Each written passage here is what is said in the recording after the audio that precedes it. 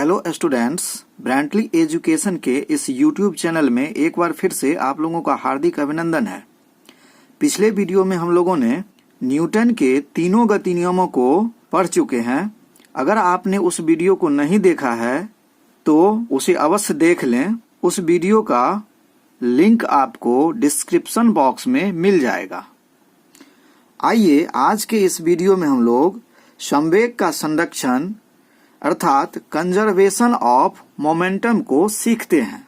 Newton के गति के दूसरे नियम से हम जानते हैं कि संवेग में परिवर्तन की दर लगाए गए बल के बराबर होता है। अर्थात यदि किसी वस्तु पर यदि कोई बाह्य बल आरोपित न हो तो उसके संवेग में कोई परिवर्तन नहीं होगा।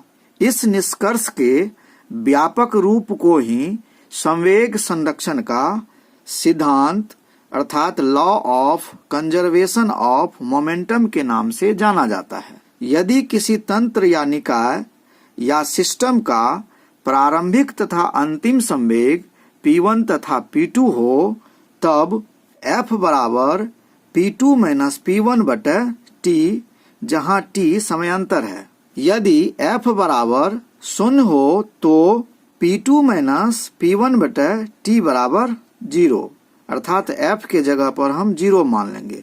T 0 से गुना होगा तो यह 0 हो जाएगा, तो P2 माइनस P1 बराबर 0 होगा। तो इस आधार पर P2 बराबर P1 हो जाएगा। अतः किसी बाह्य बलों की अनुपस्थिति में किसी तंत्र या निकाय या सिस्टम का प्रारंभिक तथा अंतिम संवेग बराबर होता है।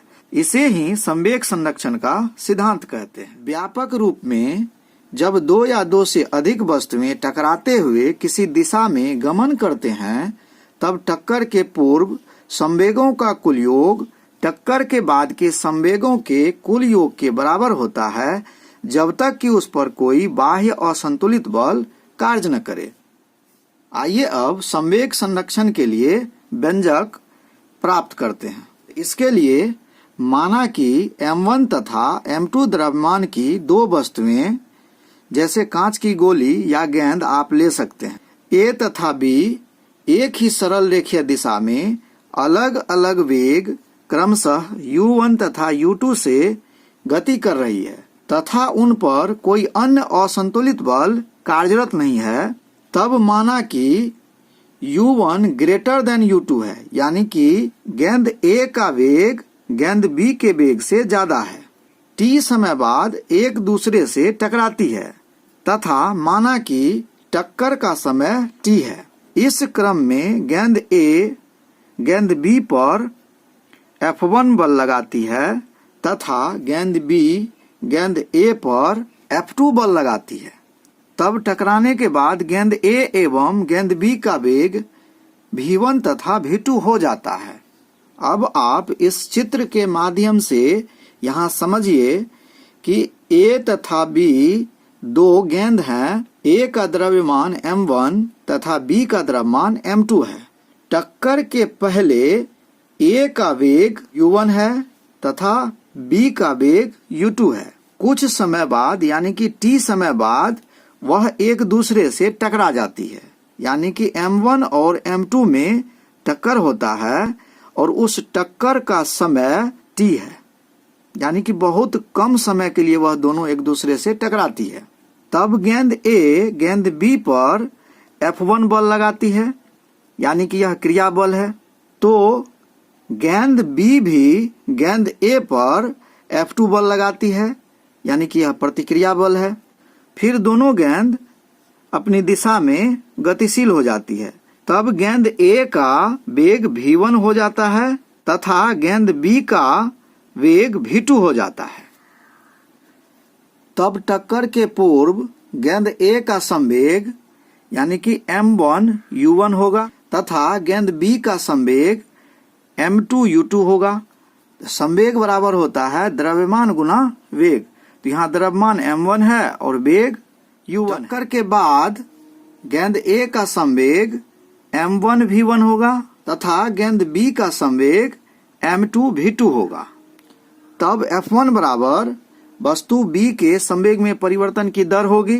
तो F1 बराबर यहाँ हम लिखेंगे संवेग में परिवर्तन की दर यानी कि द्रव्यमान गुना v2 माइनस u2 बटे t, या इसे आप इस तरह से भी लिख सकते हैं m2 v2 minus m2 u2।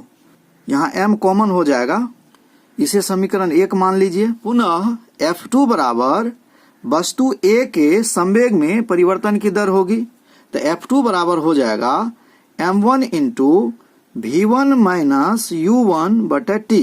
इसे आप समीकरण 2 मान लीजिए।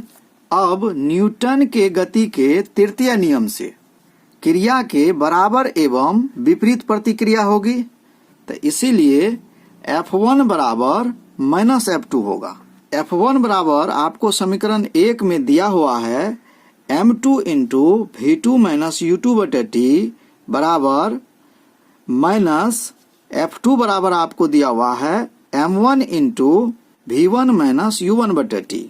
तो अब दोनों समीकरण को हम क्या किए हैं, बराबर कर लिए हैं। तो यह कहाँ से आया, तो यह आया है न्यूटन के गति के तृतीय नियम से। न्यूटन के गति का तीसरा नियम कहता है कि किसी क्रिया के बराबर तथा विपरीत दिशा में प्रतिक्रिया होती है।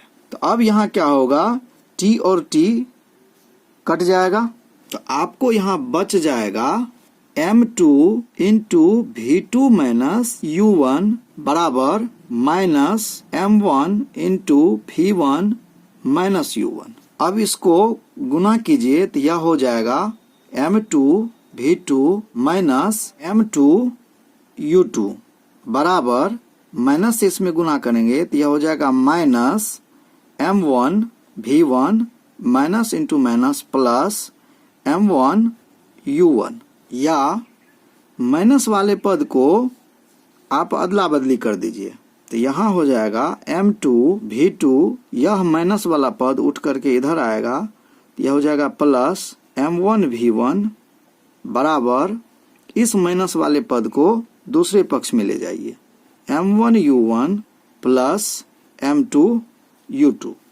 तो अब आप यहाँ देखिए कि टक्कर के पूर्व यानी कि टक्कर के पहले गेंद A का संवेग कितना था, तो गेंद A का संवेग m1 इंटू u1 और गेंद B का संवेग m2 इंटू u2, तो यह दोनों जुट जाएगा। अब टक्कर के बाद गेंद A का संवेग m1 इंटू v1 प्लस गेंद B का संवेग m2 इंटू v2।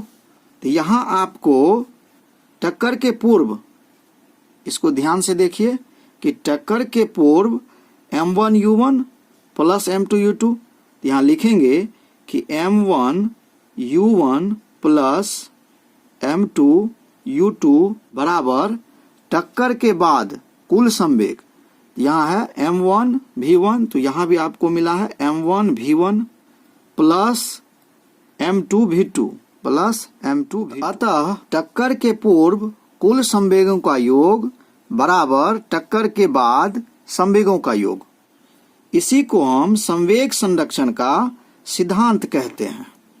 इस तरह से संवेग संरक्षण का नियम साबित हो जाता है। तो उम्मीद करते हैं कि आप संवेग संरक्षण के सिद्धांत को सीख चुके होंगे। अगर आपको समझ में नहीं आया है तो वीडियो को फिर से देखिए, आपको समझ में आ जाएगा। तो आज के वीडियो के लिए बस इतना ही। मिलते हैं फिर अगले वीडियो में। पूरा वीडियो देखने के लिए आप लोगों का धन्यवाद।